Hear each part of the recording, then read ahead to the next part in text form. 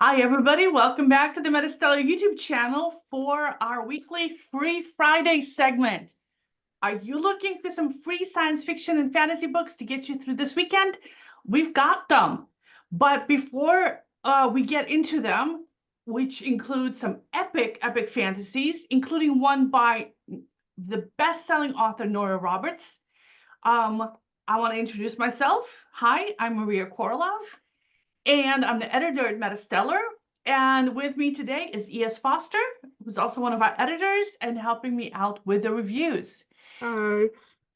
Because every Friday we look at the first few chapters of the top 5 books on Amazon's free science fiction and fantasy bestseller list. The link to that list is in the description box below, and so is the link to the full article.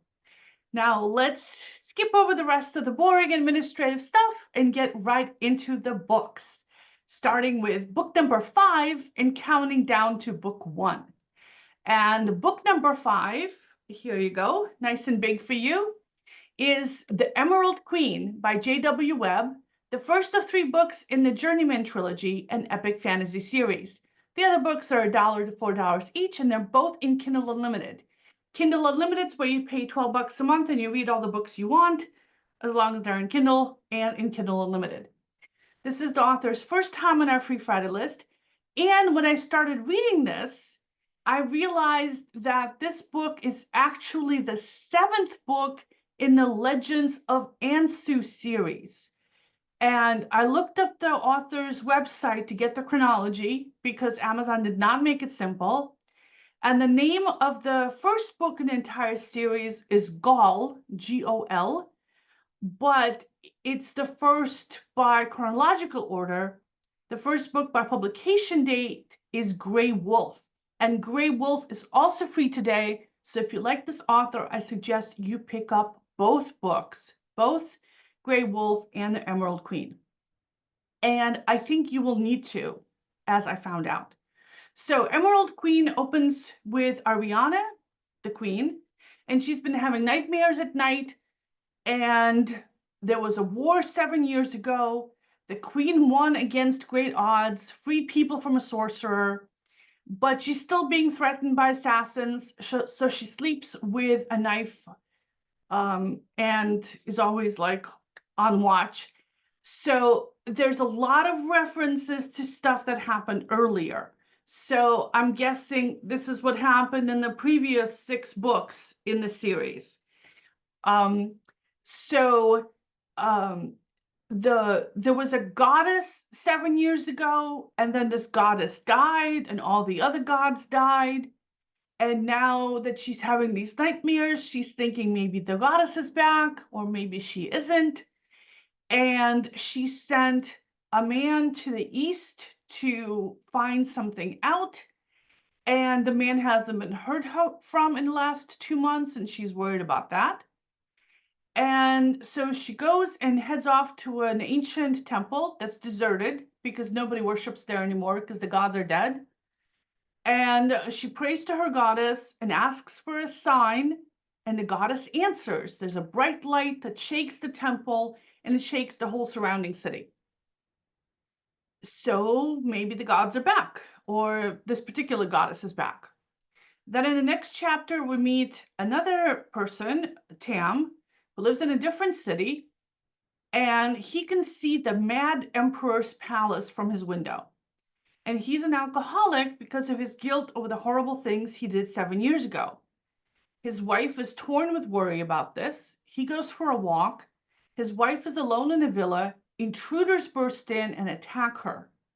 When Tam comes back, the villa's door is open. There's signs of a fight. There's 2 dead men in his wife's room, and the wife herself is missing. So a lot of big stakes here, a lot of action right from the beginning, really strong storytelling, strong characters, but there's a lot of backstory. There's a lot of different people in this book. So if you're going to be reading it, if you like kind of this classical style epic fantasy with lots of characters and different locations and big battles and politics and all that stuff, then I suggest picking up Grey Wolf. and then reading the rest of the books in the series, which is what I'm going to do because I really like this. I like the writing style. I like the characters, and I do like me some epic fantasy. Okay, and then for something completely different, we go out into space. And the book is The Farthest Star by A.R. Knight. It's the first of 3 books in the Far Horizons science fiction adventure series. The other books are $5 each, and they're not in Kindle Unlimited. The author has been on our Free Friday list before. Tim McHugh read this for us. So, Emma, would you like to tell us about this book? Sure, I definitely can.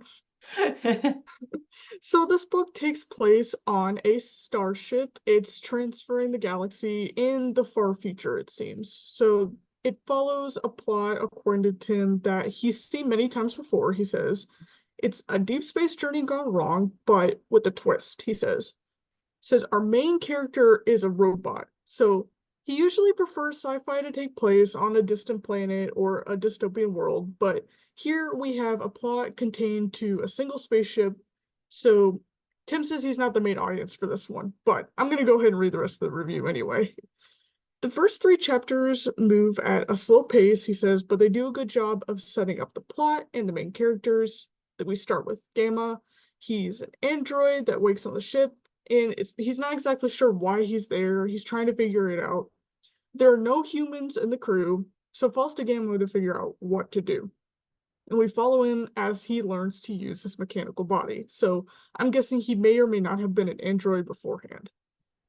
We meet a few more characters along the way, including the librarian and Katie. The librarian helps to enlighten Gamma as to his role on the ship. Katie seems to have different motivations, and in the first few chapters, Tim says they don't do much to move the plot forward, but as the book goes on, we continue following Gamma. He tries to complete this currently unknown goal, and it's on the spaceship with the others acting to their own ends, so they have their own motivations as well. Tim says that the writing in this book is very good, it flows well, and the author is smooth with his descriptions. The pacing is very slow, but the plot has not really moved forward the chapters that he read, so he does expect the pace to pick up once Gamma learns how to function. He says he's not going to stick with this one, but if you like unique space travel stories, then you'd probably like this one. All right, thanks. And the next book that Emma is also going to tell us about is back in the epic fantasy space. Skyborne School of Combat by Taylor Knight is the first of 5 books in the Skyborne epic fantasy series. The other books are $3 to $5 each, and they're not in Kindle Unlimited. And the last 3 books in the series are not out yet. So the first 2 are out. The last 3 will be released later this year, but they're all available for pre-order. So Emma, what did you think of this book? I really thought this one was interesting, it definitely in a good way. So the story opens up with Alira. She's this young girl. She lives on this farm with her mother in this sort of fantasy medieval type village. But as it happens, her barn is about to burn down. So it immediately gets in there with the action and the high stakes. She rushes inside to save some of the livestock. She manages to sorry. She manages to escape with one of the birds, one of those fantastical creatures that I thought was really cool. And she gets home, but when she gets there, she finds her mother distraught. Never mind that she just went into a barn fire and is like practically scorched, and she's holding some of the last of their livestock, you know. Apparently, a letter from the Skyborne Academy has just arrived, and Alira it has to go there whether she wants to or not. So she's definitely not having a good day here. It turns out that the Skyborne students are all recruited for their special abilities or just because they're in some type of noble line. All of the students are trained in combat, and becoming soldiers, they have to fight against the country's rival kingdom. So it's something that all of these young people have to absolutely do. They don't get a say in the matter. Alira has no idea what special ability she has, and obviously she's not nobility, but Her mother refuses to elaborate because it seems like she does know of some gifts that her daughter has, but she won't say. So after saying goodbye, Elira walks to the Skyboard Academy. She's invited inside, she finds her room, and then she enters this hall to be welcomed by the Grandmaster. She's also the immediate target of a group of bullies because she comes from a village, and it's clear from like her dress and her demeanor. Luckily, another student, Caspian, comes to her defense, and it looks like she might have a friend, possibly something more, because there's a little bit of the mushy stuff going on in the story. But she's about to prepare to be trained in magic at this academy. So I will start off by saying I like the idea of this piece. I get the feeling that not everything is as it seems, but the prose moves very quickly. Like all the stuff that I just described, that happens within like a chapter and a half of the story. The barn burns down, she goes to this academy, she meets people. So a lot happened. And I did notice while I was reading a couple of typos, and it was just like one of those things that my little editor brain started picking up on. But with everything moving so fast, I didn't really have the chance to get to know the characters that well, but I did like what I learned about the world. So I don't think I'm going to continue with the story, but if it's something you're interested in and you really like fantasy with a dash of romance, you can check it out.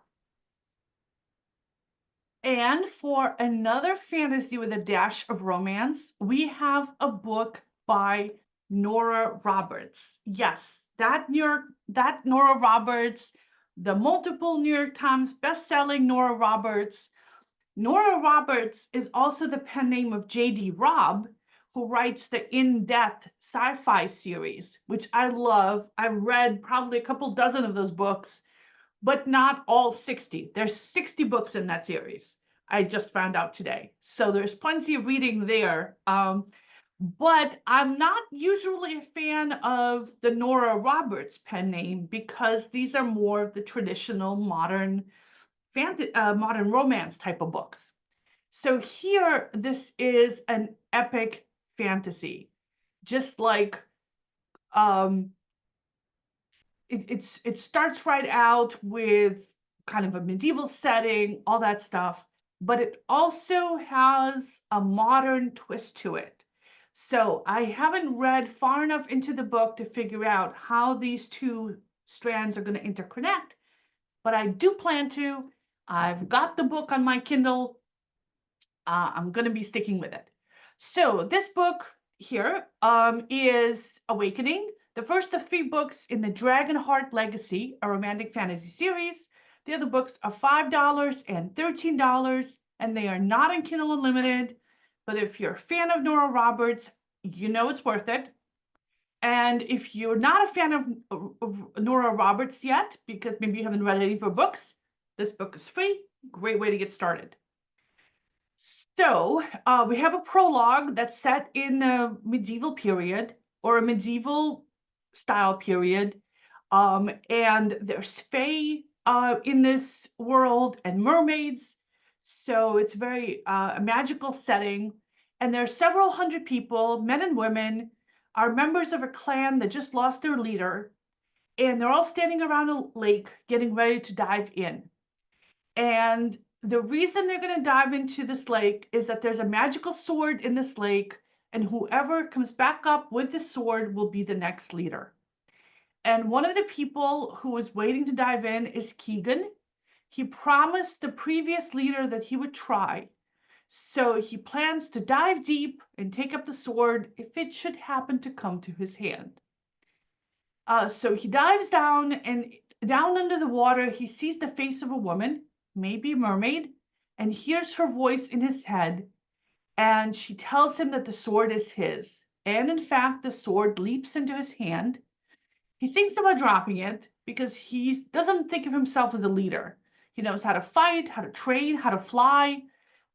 It doesn't explain like how he knows how to fly, maybe dragons, but he doesn't think he knows how to lead other people.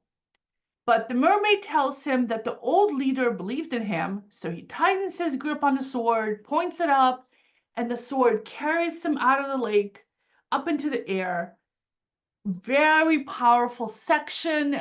very fully realized settings, tons of magical detail. I loved it. Then we jump to present day Philadelphia with a very mousy woman who's being browbeaten her whole life. Her name is Breen. She teaches language arts to middle schoolers. She hates her job. She hates teaching.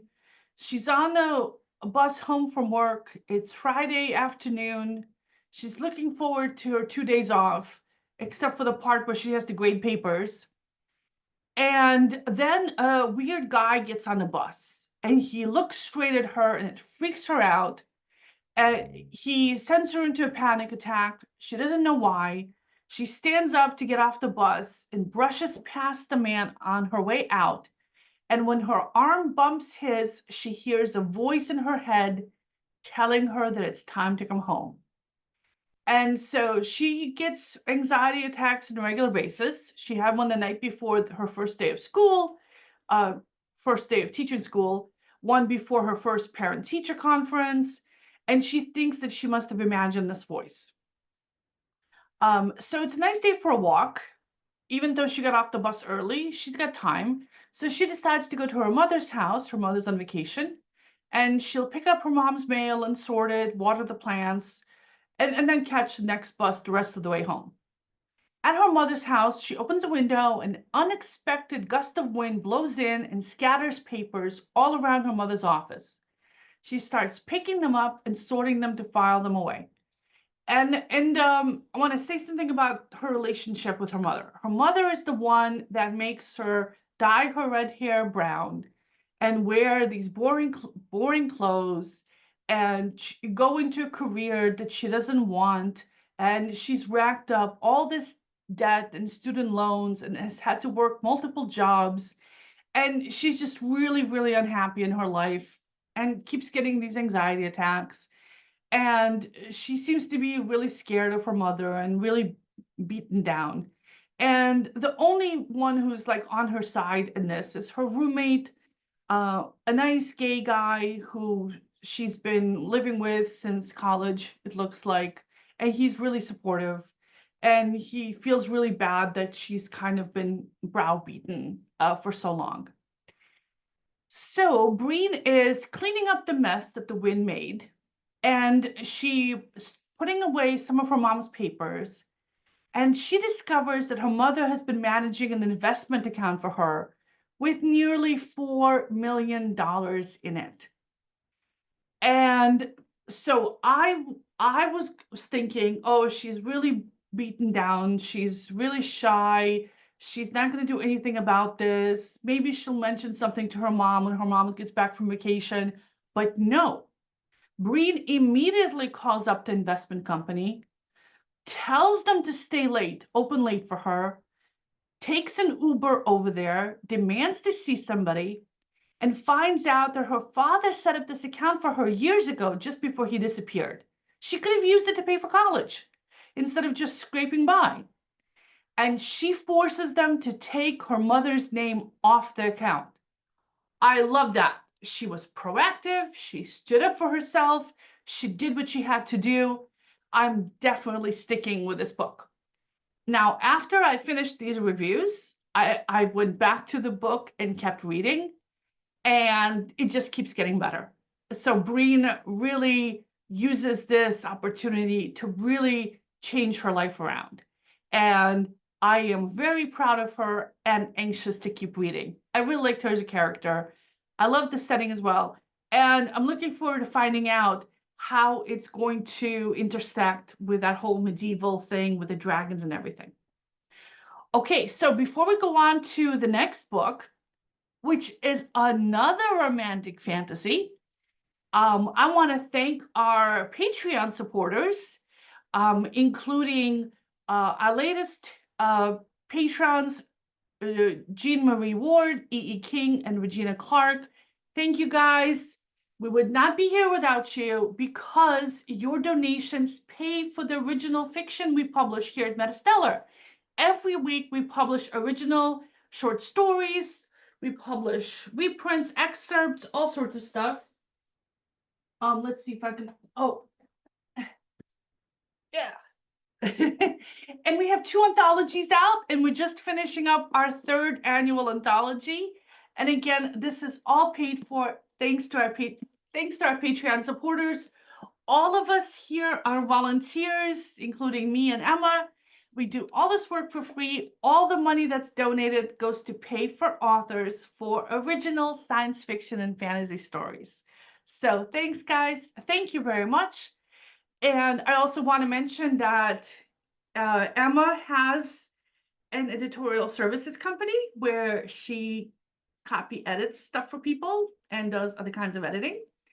And that I have 3 books up on Amazon, and I've got a dozen others that I've written that need to be finalized and published.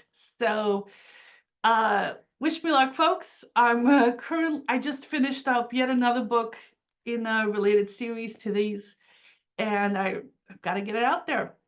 Maybe Emma can help. All right, now let's go on to book number 1 on today's list. 100 Breaths by Jean M. Grant, the first of 3 books in the 100 trilogy, a romantic fantasy series. The other books are $5 each, and they're not on Kindle Unlimited. And the 3rd book will be released in December, but is available for pre-order. And Emma read this for us. Emma, what did you think of this book? I really enjoyed this. So I don't get to see a whole lot of historical fiction while doing these reviews, but whenever I do find one, I'm really excited, especially if it's in like medieval times, set like earlier with like Norse or even Anglo-Saxon mythology. So this one was really cool. So the story takes place in the northern Scotland in about the 1200s, and the Norse Vikings have just invaded. Gwen, the daughter of a powerful leader within the northern Scotland area, she wants to flee to avoid any bloodshed, but her father has different ideas. He would rather stay and continue fighting. She also dreams about escaping to the Isles, where it's kind of like the Isle of Skye, if you know anything about that in Scottish folklore, where her people, the ancients, they're these people who have these different abilities, live. They're kind of not human in that way. She wants to go there because that's where the ancients live, and they can live freely there without any persecution, so she really wants that. She also wants to protect her brother because he is blind, so therefore he can't fight, and he's seen as a disappointment to her father, so he's pretty abused in that situation. And as a healer, Gwen also wants to cure her brother's blindness. She has this sort of magical ability to be able to do that, but it's a huge undertaking, and with something like blindness, it's an act that would literally suck some of the life out of her, which is where like the 100th Breaths title of the book comes from. It literally takes her breath away in the same way it sort of sucks the life out of her and makes her age. So it's not something that any of her family is allowing her to risk. Her sister is also a seer, so she's able to predict things in the immediate future. She predicts that they will succeed against the Norse because her father is definitely going to go out there and try to attack them, but not everyone in the household is going to make it out alive, according to her. She tells Gwen that she must choose who lives and who dies. We then see things from Simon's perspective, so he's the other main character. He is one of the Norsemen invading Gwen's land, but despite Norse's plan to conquer, he only really wants to find a healer for his mother, because his mother is very sick. But it just so happens that the most skilled healer in the area is Gwen's mother. And Simon's father already has plans to kill Gwen's father anyway, so Simon hopes to take advantage of the whole situation and bring Gwen's mother back with him. So Gwen and her sister return home, and while their mother believes that they should just do nothing, her father heads out to meet the Norsemen. Gwen is forced to watch because her sister wants her to. Her sister informs her that she sees who is going to die, and Gwen just really wants to avoid any bloodshed possible, but the only thing is, as a healer, she has to wait for there to be bloodshed in order to exercise any of her abilities. So she's very conflicted because she wants to help, but she also wants to avoid everything. Once the fighting starts, Gwen rushes in and she uses her healing abilities on the wounded, no matter which side. which I thought was really awesome of her, and I really like this character the more I read this story. The battle eventually comes to a halt. One of the other leaders comes in and tries to defuse the situation. He forcefully explains that they're trying to negotiate some trade because, Simon wants to bring Gwen's mother back. They're trying to avoid bloodshed at all costs. To protect her brother from her father, Gwen ends up coming up with an idea. She makes a deal to turn herself over to the Norsemen to help protect her brother, because her brother could come with her and therefore escape her father's abuse. So it turns out that she and Simon are going to have to work together to get what they want. So I haven't read too much historical fiction, like I said, but I really love the setting. I really like the world building that was going on. I also love the idea of a healer who could potentially sacrifice themselves to save someone else, and like all of the moral implications of that. I thought it was really deep and complex while reading this. So if you like historical fantasy with a dash of romance, you can definitely check out the series. Thanks, Summer. So everybody, let me know in the comments below if you plan to read any of these books, and if you did, what you thought. And if you don't want to miss any of our reviews, like and subscribe, or you can get them in your email by signing up for our newsletter. All the links are below, as are the links to where you can purchase our anthologies. Again, thank you, Emma, for joining me here today. I really appreciate it. Meanwhile, if you guys don't want to leave our channel just yet, we're serializing the book Gods and Monsters, a vampire novel by award-winning artist and author E.E. King. Our interview with the author is here, and the recording of the author reading the first installment of the book is here. We're now up to installment 21 on both our website and on this channel. And subscribe if you don't want to miss any of those either. Thank you very much, everybody. We'll see you next Friday.